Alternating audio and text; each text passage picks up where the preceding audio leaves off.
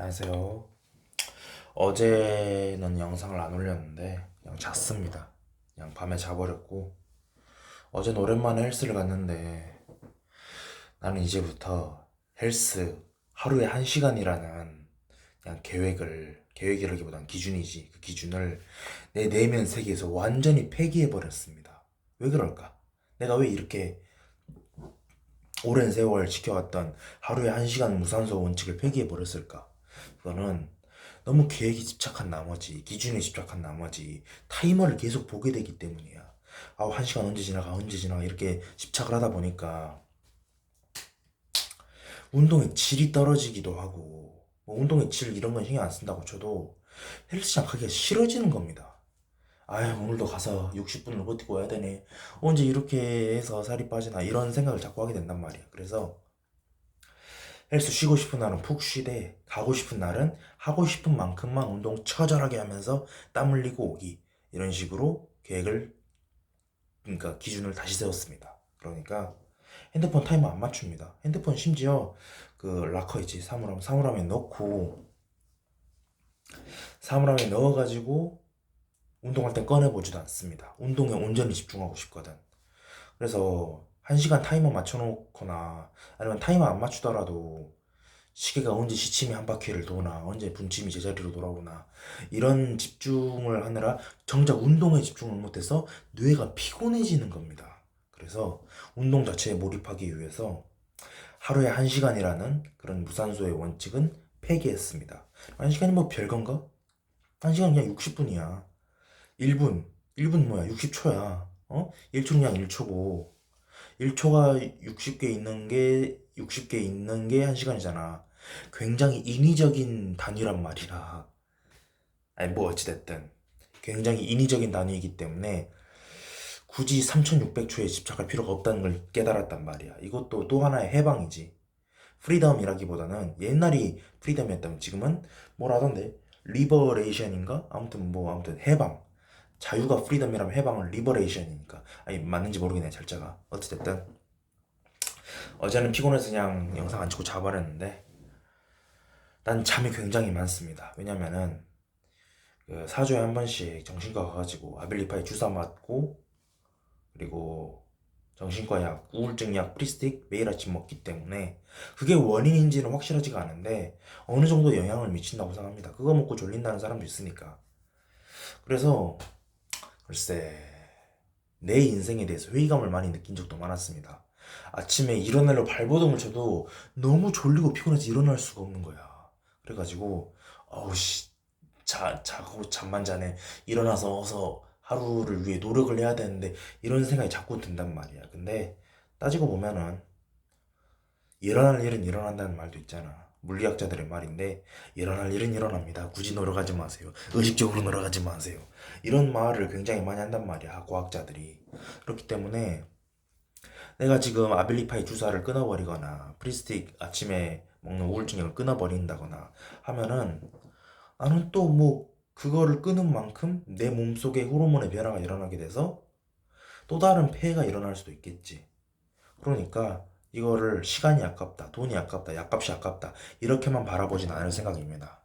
그러잖아 최근에 올린 영상 만인의 삶은 평등하게 죽음으로 흘러간다가 조회수가 많아졌더라. 57회 이렇게 단기간에 50명이 넘게 본 건 처음인데 이해를 잘 못하겠습니다. 뭐지 알고리즘을 탔나? 아니면 내가 어느 채널에 댓글을 달아서 그 댓글로 타온 건가? 그건 잘 모르겠지만 어찌됐든 난 유튜브 채널에 그렇게 집착하지도 않습니다. 집착하지도 않고 굳이 규모를 넓히려고 생각하지도 않습니다. 그 구독자 32명에서 31명으로 줄었더라. 이런 망할. 그 정도가 약간 아쉬운 정도는 있지만 그 정도의 상실감은 그냥 더 많은 영상을 올려서 어그로를 끌어서 구독자를 늘리면 되는 거야. 이렇게 극복할 수 있습니다. 왜냐면은 나는 구독자 100명, 120명, 1000명, 10,000명, 10만, 100만 전혀 계획이 없거든. 아무 계획이 없습니다. 인생은 무계획으로 사는 거야. 기생충의 명대사도 나오잖아. 그 송강호가 연기했었나? 그 가난한 집, 기정이랑 뭐 그런 집, 그 집 아빠가 이런 말 하잖아. 야, 이 자식아. 가장 최고의 계획이 뭔지 알아? 무계획이야, 무계획. 이런 말을 하잖아. 그 영화의 그 장면을 보고 외국인들이 많이 감탄을 했다고 해. 한국인에게 정말로 필요한 말이다. Korean need this line. 이 라인이 코리안들에겐 정말 니드한 것이다. 정말 필요한 것이다. 이 라인, 이 스웩, 무계획이 진짜 최고의 계획이다. 그거만큼 대단한 게 없는 것 같습니다. 일종의 실존주의지. 물론 실존주의가 허무주의는 아니기 때문에 실존주의자라고 해도 목표나 목적, 계획을 세우는 게 나쁜 건 아닙니다. 계획 세우거나 목표 세우거나 목적 의식을 갖는다거나 절대 나쁜 게 아니지. 다만 너무 거기에 사로잡혀가지고 인생이 기계가 되면 안 된다는 거야. 페이트 제로인 이런 유명한 대사가 나옵니다. 그 재능이 있는 것과 장래가 유망한 게 꼭 일치하는 게 아니다. 무슨 말이냐? 난 재능이 있으니까 이 일을 해야만 해. 라고 생각할 수 있잖아. 근데 하고 싶어서 하는 일이 아니라 해야만 하기 때문에 하는 일이 돼버리면 그거는 기계일 뿐이라는 거야. 사람 살이가 아니라는 거지. 뭐 어찌됐든. 오늘은 카페에서 차도 좀 마시고 왔는데 요새는 잠시 불행했었지만 다시 행복해졌습니다. 행복이란 게 별게 아닌 것 같아. 그냥 스마트폰 주르륵 내리면서 커피 한 잔을 훌쩍훌쩍 벌컥벌컥 마시고 컴퍼치 커피에서 시간 때우다 오는 것도 정말 큰 행복입니다. 이러한 사소한 행복을 우린 너무 모르는 것 같아. 자기 눈앞에 있는 거에 집중하세요. 자기 눈앞에 있는 거에 집중하는 것만큼 크나큰 행복이 없다는 거야. 그보다 더 거대한 행복은 존재할 수가 없습니다. 아니죠. 10억을 벌어야죠. 100억을 벌어야죠. 1000억을 벌어야죠. 노벨상을 타야죠. 장항준 감독처럼 1000만 영화를 만들어야 행복 아닌가요? 라고 말한다면 그 새끼는 병신입니다. 왠지 알아?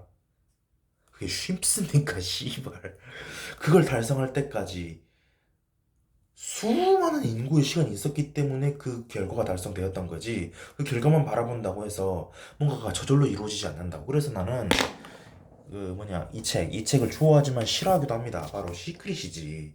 시크릿. 이 책이 바란다기보다 주장하는 게 뭐야? 일단 두 가지 강력한 도구는 그림 그리기랑 감사하기인데, 뭐 이건 나중에 본다고 할지라도 창조 원리의 3단계로서 시크릿이 말하는 게 뭔지 알아? 구하라, 믿어라, 받아라야. 알겠다고. 근데 어떻게 믿는지는 말 안 해준다고. 어떻게 그 믿음을 유지하고 끈기 있게 밀어붙이는지는 이 책에서 노력에 대한 강조가 단 한마디도 나오지 않습니다. 그래서 내가 짜증이 나는 거야. 아니, 구하라, 목표를 정하는 말이겠구나. 믿어라, 이루어질 때까지 계속 믿으란 말이구나. 다 믿었으면 받아라. 맞아, 논리적으로 맞는 말이야. 이거는 부자가 되는 과학일 수밖에 없어. 목표를 이룬 과학일 수밖에 없어. 나도 안다고. 근데 그 믿음을 유지하기까지의 개의 노가다 과정, 장인 정신 한 땀 한 땀 손에 피 흘리면서 바느질하는 그 과정이 이 시크릿은 단 한마디도 강조되지 않는다고. 그래서 내가 싫어합니다. 물론 시크릿이 말하는 욕망하는 대로 살아라, 욕망하는 대로 마음껏 흩뿌리면서 살아라, 이 낭만은 좋아한다고. 근데 너무 비현실적으로 그 낭만을 추구한다는 게 문제라면 문제입니다. 그래서 나는 항상 말하지만 시크릿은 자기계발서가 아닙니다. 굳이 말하자면 자기계발서 뭐 있을까 우리 집에? 자, 꿈꾸는 다락방 있지. 이것도 시크릿만큼 비판 많이 받는데 그나마 이 정도면 자기계발서라고 할 만합니다. 구체적인 R&VD 법칙에 실천 방법이 아주 많이 자세히 나오니까. 근데 시크릿은 자기계발서라고 할 수가 없어. 이건 종교서적이야. 굳이 말하자면 최근에 산 책인데 거인의 공부, 이거 표지 띄지 벗겨볼까? 거인의 공부라는 책이 있는데 이 책은 그나마 논리정연하게 자기계발의 방법을 설득력 있게 서술해 놨기 때문에 이 책은 그나마 괜찮습니다. 네. 대부분의 자기계발사 그렇지만 읽는다고 변하는 건 아무것도 없습니다. 물론 뇌구조가 약간 바뀌긴 하겠지. 근데 정말 많이 읽어야 됩니다. 읽고 또 읽어가지고 체화를 시켜야 됩니다. 공법책도 마찬가지지. 예를 들어서 이윤기 변호사의 공법책인데 이거 띄지 벗겨볼까? 자, 나는 무조건 합격하는 공부만 한다. 이 책을 한 번 읽었다고 해서 모든 시험에 합격할 수 있을까? 아니, 뭔 족같은 소리야. 이 책에 나온 대로 실천을 해야 되는 거야. 그래서 이 책을 한 번 읽었으면은 바로 이회독 하지 말고 일단 공부를 해봐. 공부를 하다가 막힌 게 있으면 또 이 책을 읽어. 공부해봐. 이 책 읽어. 공부해봐. 이 책 읽어. 이 무한 반복이 없으면은 그 어떤 공법도 무의미하다는 겁니다. 무용하다는 겁니다. 그래서 우리나라 공법 중에 가장 유명한 게 스터디 코드잖아. 조나무 코치님이 말했던 스터디 코드. 그것도 비판하는 사람들 엄청 많잖아. 근데 난 이런 말도 해보고 싶은 게 스터디 코드 비판 나도 이전에 하긴 했지만 요새는 아예 안 하거든. 전혀 안 하거든. 그 스터디 코드를 비판하는 사람 중에 스터디 코드 공법을 듣기만 하고 실천에 옮기지 못한 사람이 얼마나 많을까? 100%입니다. 거의 100%야. 어쩔 수가 없지. 물론 그나마 이건 있어. 아니 애초에 이게 너무 맹랑한 이론 아닙니까? 스터디 코드를 해봤자 스카이에 못 가는 거 아닙니까? 라고 말할 수는 있겠지만 그거는 스터디 코드 본사의 사원이 아닌 이상 아무도 알 수가 없는 거지. 이 영업 기밀인데, 기업 비밀인데 그거를 누가 소비자한테 함부로 밝히겠어? 그런 CEO는 미친 거지. 삼성이 자기 설계도 내주겠어? 아이폰 뭐 다 디자인 철학을 소비자한테 다 공개하겠어? 물론 그런 것도 나름의 낭만이 있지.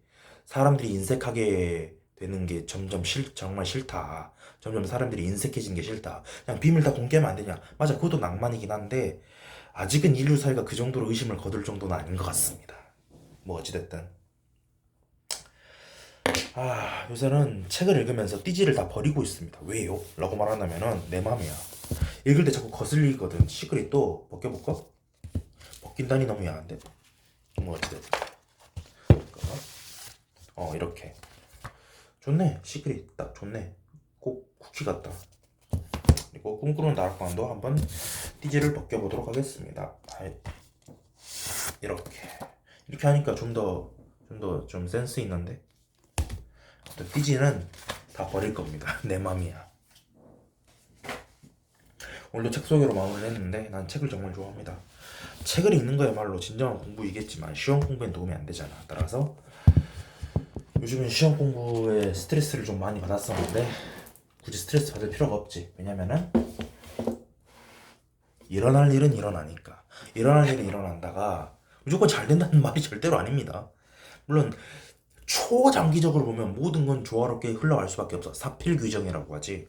그건 나도 인정하겠는데 네가 죽을 때까지는 안 좋을 수도 있다고. 시대가 이게 인간의 한계야. 인간이 영원히 사는 거면 죽어 다시 태어나는 거면은 아무도 고민을 할 필요가 없을 거야. 인간은 유한하기 때문에. 정확히 말하면 인체가 유한한 거지. 정신의 쾌락을 추구해야 됩니다. 육체의 쾌락, 뭐 마약을 한달지 미친 듯이 성폭행을 저지른달지 그건 아닙니다. 진짜 아닙니다. 어찌됐든 시크릿에서 영감을 받은 자기개발서 한 권 있습니다. 더 마인드란 책인데 보이나? 잘 안 보이네. 하와이 대저택 지음이라서 진짜 닉네임이 하와이 대저택이야. 난 처음 봤을 때 이건 좀 막 나가는 거 아닌가 이렇게 생각했었는데 아니 뭐 그것도 그 사람 나름이지 뭐. 하와이 대저택에 홍명문 교수님도 나왔더라고. 아무튼 난 자기계발서를 좋아하지도 않고 싫어하지도 않지만 꽤나 많이 읽어본 결과 자기계발서는 인생에 도움이 안 된다까지는 아니더라도 한 번 읽은 거 가지고 인생은 절대 안 바뀝니다. 여기까지.